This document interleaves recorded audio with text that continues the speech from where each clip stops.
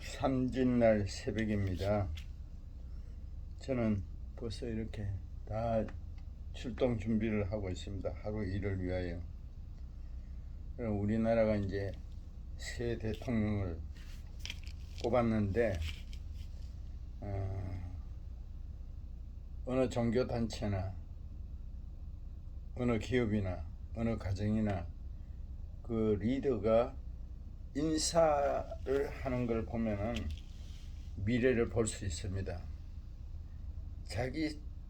자기를 칭찬하고 자기를 이뻐하는 사람만 세운다면은 그런 미래가 없습니다. 자기 진영의 사람만 세운다면은.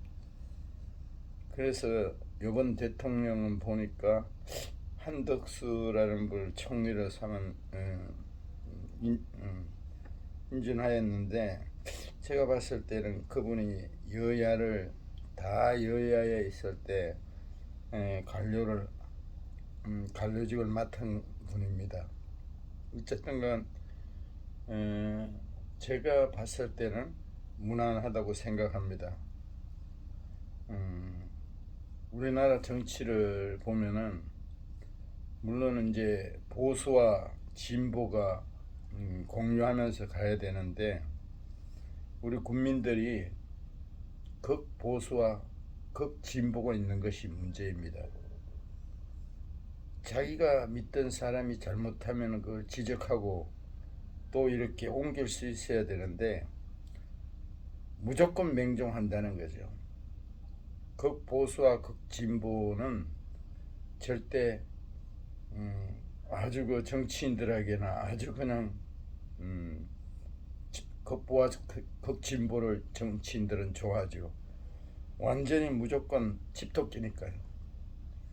그러나 이 정권을 정치인들을 국민을 두렵게 하는 것은 중도 보수와 중도 진보라 생각합니다.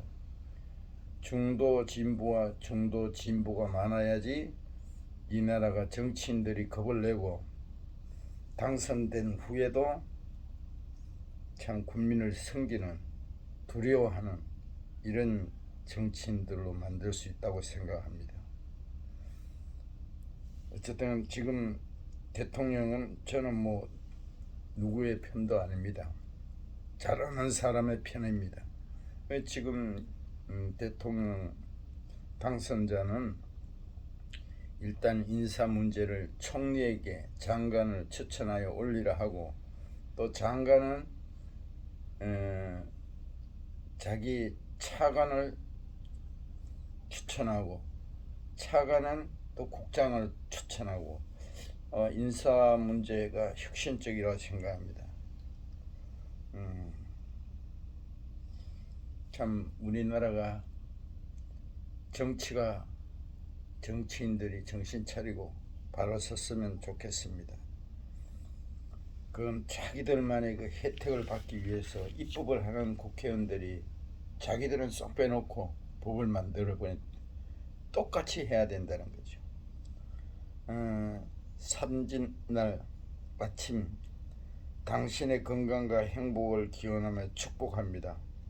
삼진날인 오늘은 음력 3월 3일로 강남 갔던 제비가 돌아오고, 뱀이 겨울잠에서 깨어나오고, 또 나비와 새도 봄꽃을 보려 나오는 겨울에 움츠렸던 마음을 활짝 펴고,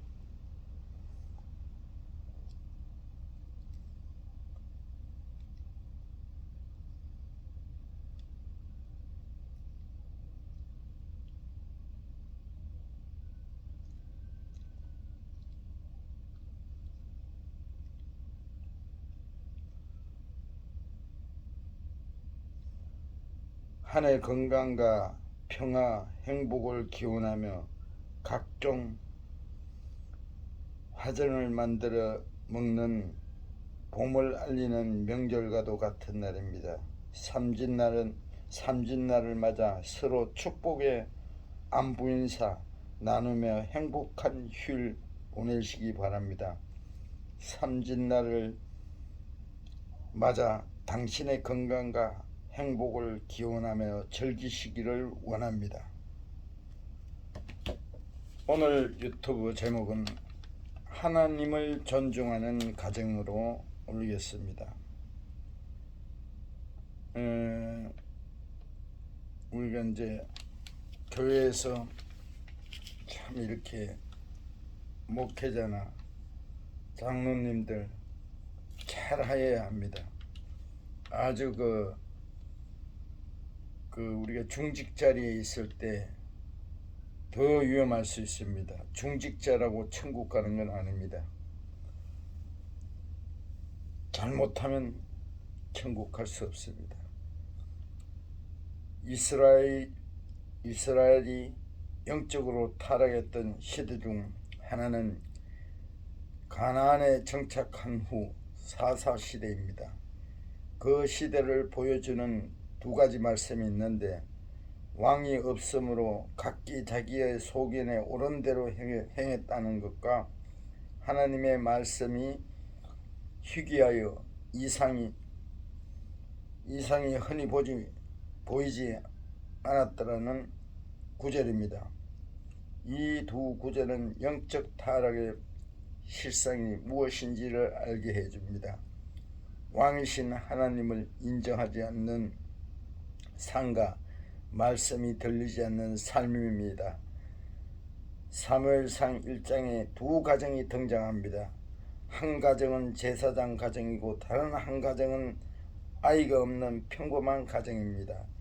이 두 가정은 영적으로 타락한 시대를 대변했던 가정과도 같습니다. 엘리는 제사장이었음에도 불구하고 제사장으로서 역할을 하지 못했을 뿐만 아니라 자녀들을 천방지축 망나니로 키웠습니다. 반면 한나는 자식이 없는 고통 속에서 하나님을 향해 간절히 기도드렸습니다.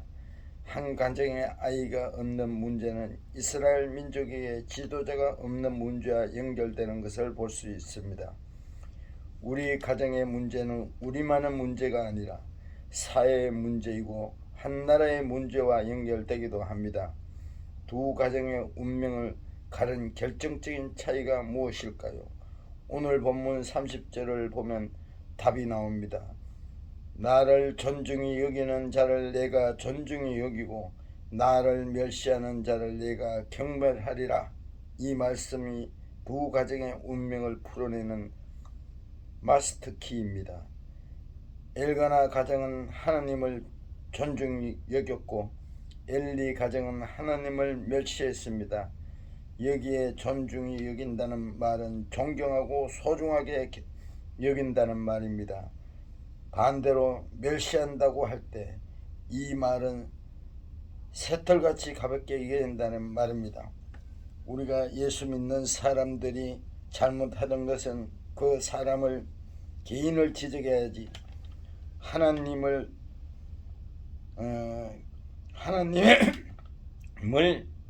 나쁘다고 말하면 안 됩니다. 믿는 사람이든 안 믿는 사람이든 하나님을 알지 못하는 것도 죄입니다. 큰 죄입니다. 하나님을 향한 이런 태도가 결국 두 가정을 가르는 결정적인 모습이었습니다.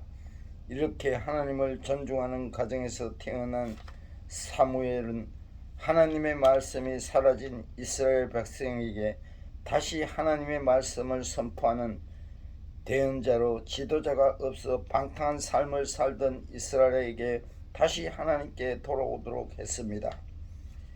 우리가 무당이었으면 그 다음에 또 계속 그 집안이 그 귀신이 그 무당이 사랑하는 사람에게 전달돼서 그 가정은 영원히 멸망되게 됩니다. 사무엘상을 읽어보면 1장 3장까지 어린 사무엘의 모습을 기록하고 있습니다. 기록에서 반복되는 내용은 하나님 앞에서입니다.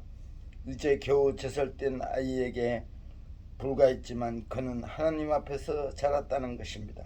그렇다고 사무엘의 눈이 특별해서 하나님을 보았을까요? 아닙니다. 하나님이 계시다는 믿음으로 하나님을 존중하며 살았다는 말입니다. 잠언에 보면 범사에 하나님을 인정하라. 그래야면 내 길을 지도하시리라고 말씀하고 있습니다.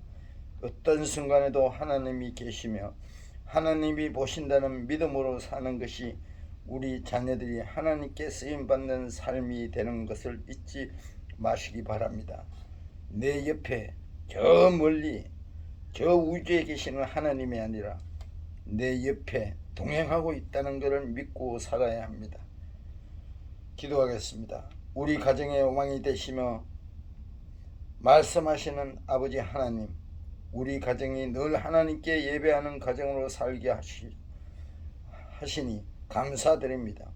우리 가정 모두가 범사에 하나님을 인정하며 하나님을 존중하는 가정이 되게 하옵소서. 예수님의 이름으로 기도드립니다. 아멘.